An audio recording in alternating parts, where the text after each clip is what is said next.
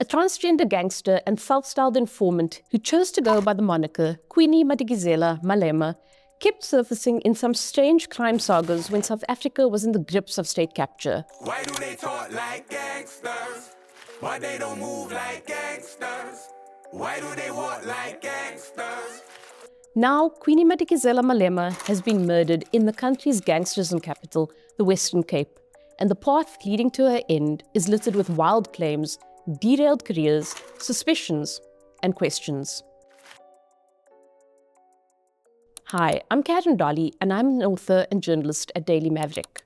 When I met Queeny at a Cape Town home in May 2016, she made a rather grand theatrical entrance. She claimed to have survived several attempts on her life, one involving a drink spiked with poison, which several other sources brushed off as actual alcohol poisoning. In other words, simply drinking too much liquor.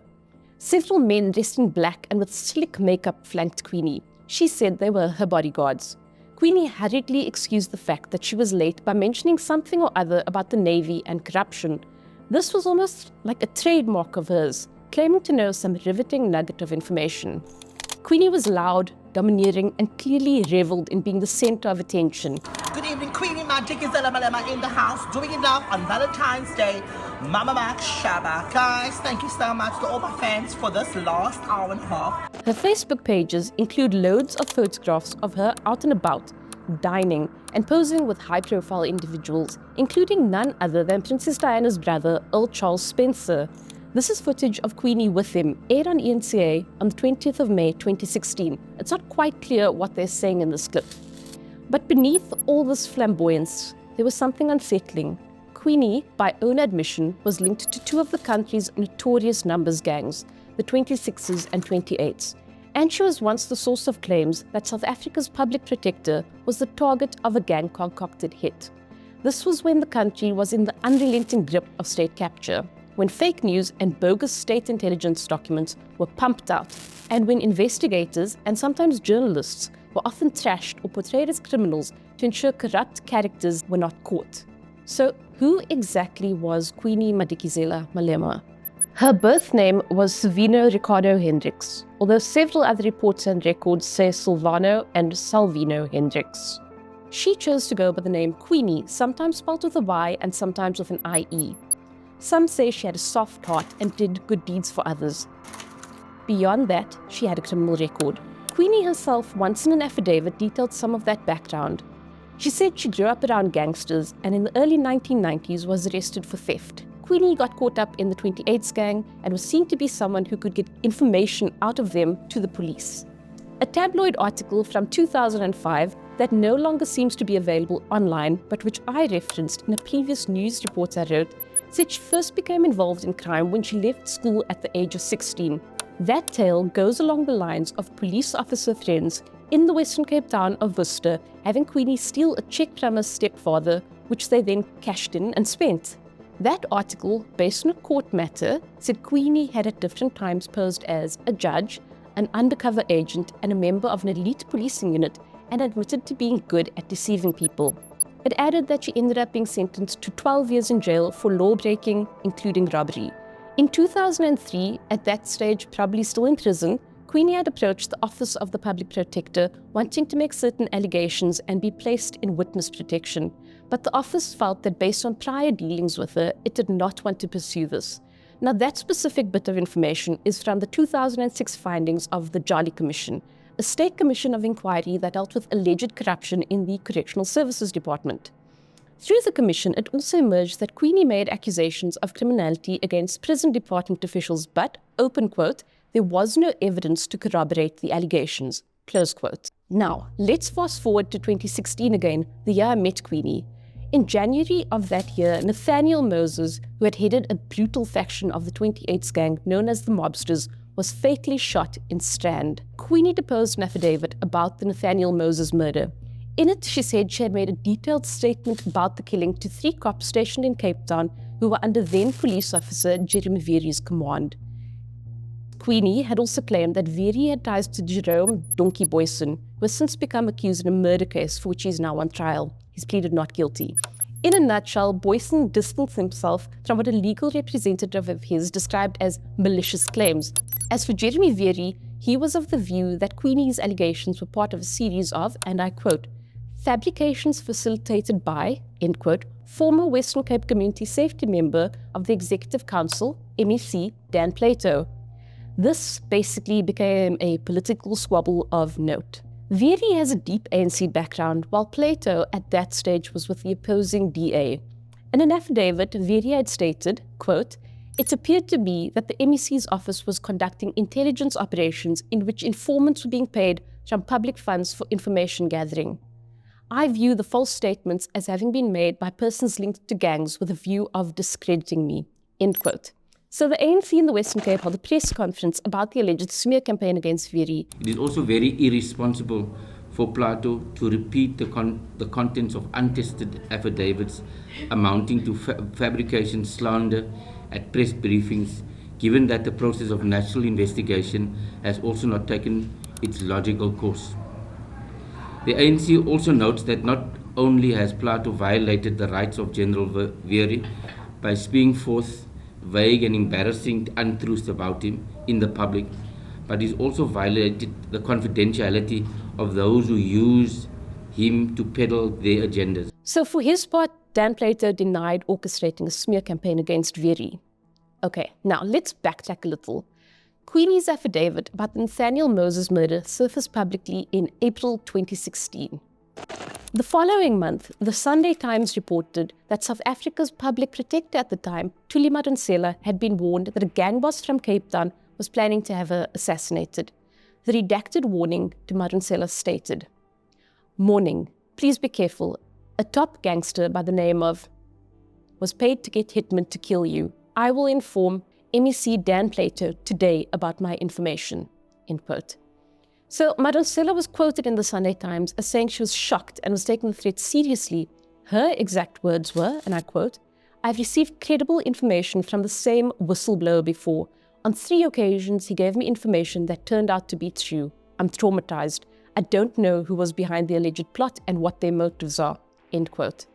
So it turned out that this warning to Madonsela was from Queeny. This is an ENCA report on the saga aired on the 20th of May 2016. The public protector is alive. The public protector was never attacked. And as the South African Police Service, we continue to do that which is expected of us.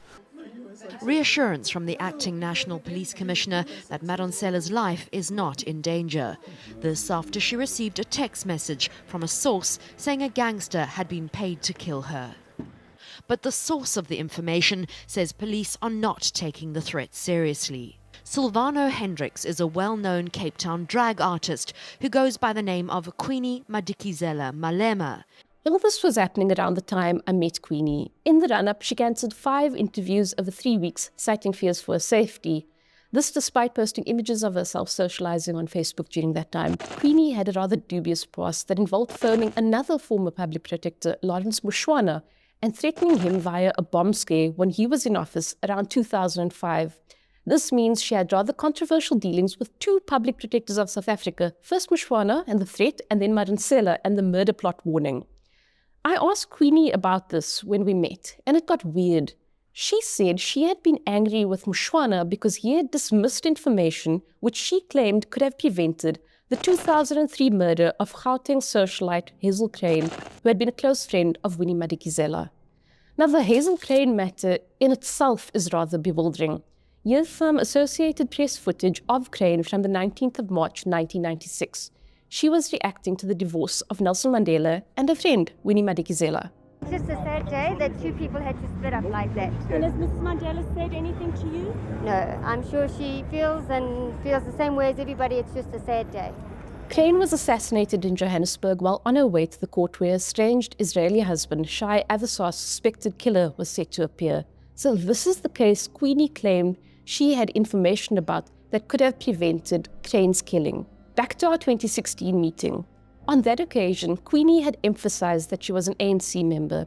And sidebar, further backing this is that an ANC representative spoke at her memorial on the 22nd of January 2025. Okay. Queeny said, and I quote, "There are people that want my downfall because I know too much. They aren't even gangsters. It's people in the ANC." End quote. Queeny had also said she was politically connected and admitted to driving luxury vehicles. When I asked how she made her money to support this lifestyle, she replied, "I'm a big gangster, just with good makeup." Queeny had passed on some alleged information about police collusion to Dan Plato, the former Western Cape Community Safety MEC, who was at the center of the whole Jeremy Veery smear campaign claim saga. I also reported on this. But Queeny wasn't happy about my reporting and turned on me. In one of several WhatsApp messages to me in 2016, she said, "Kyk wat ek doen." Translated from Afrikaans to English, this means, "Watch what I do." A few months after the Madonsela murder plot story broke, towards the end of 2016, Queeny was jailed again for breaking previous parole conditions. She was held in Cape Town's Goodwood prison. After about a year, Queeny was released from custody in October 2017, and a weird, really bizarre, uncorroborated media report on that emerged. It quoted Queeny as claiming that Jacob Zuma, the president of South Africa at the time, had visited her while she was in jail in Goodwood and had given the order for her to be freed. Zuma at the time wasn't contacted for a response to that article. In February 2018, I got messages from someone who said I'd met them once before. They didn't provide a name and they tried passing along what may have been real or fake information. I somehow felt that it was perhaps Queeny, given the words used in those messages, but I'll never know. I ended up blocking the number because I felt uncomfortable with the line of communication. And then in August 2018, a rather garbled Facebook post was made in a profile under the Queeny moniker. It falsely claimed that I, although my name was spelled incorrectly, was paid 48,000. Now, I assume this means rands, to write something or other that top police officers and other journalists were involved in, and that, and I quote from Queeny's Facebook post, "Our new president's security is in trouble," end quote. Nothing came of that. Now, smear campaigns, in other words, disinformation, strengthen state capture in South Africa. A key to peddling fake news is to infuse it with truth, so the one can't easily be spotted from the other. In other words, the fake elements may not be picked up if padded in facts. And if fact is peddled, first creating trust with the recipient, and the information is later followed by falsehoods, the recipient may be inclined to believe the latter. So this kind of sort of loops back to the whole Madonsela murder plot story. The two Sunday Times reporters who wrote the story about the claims of a planned hit on Madonsela were Zilikazi wa Afrika and Stefan Hofstadter. They were among journalists who were allegedly fed information as part of a suspected dirty state security agency plot to target South African Revenue Service officials who had been investigating Jacob Zuma and his allies. And we now know that bogus stories were planted with journalists to tarnish the reputations of investigators and state officials, exposing state looting and the abuse of political power. So, this saga really sparked questions about whether Queeny perhaps had links to deep rogue state elements. Queeny was shot dead around 11 p.m. on the 13th of January 2025 in front of a block of flats in Riverview in Worcester. The person who was driving her was wounded in the shoulder. It's since been reported that suspects have been arrested in connection with her killing. Now, Queeny's persona was almost larger than life. She amassed supporters and critics. Over the years, she's made various claims, including that there were attempts on her life and that she was often under threat. Now, there is truth to those specific claims. She has been murdered. Why was she killed? As I speak now, it's not clear. Regardless of the motive behind her killing, Queeny seems to have fit into an unsettling overall saga that involves information intentionally infused with disinformation, a combination that has fueled state capture in South Africa, a combination that deadly organized crime thrives on. Thank you for watching, and while you're here, independent journalism is under threat, but you can be the hero. Become a Maverick Insider today and help us defend truth. For a small price, you can make a big difference. Check the description below for more information.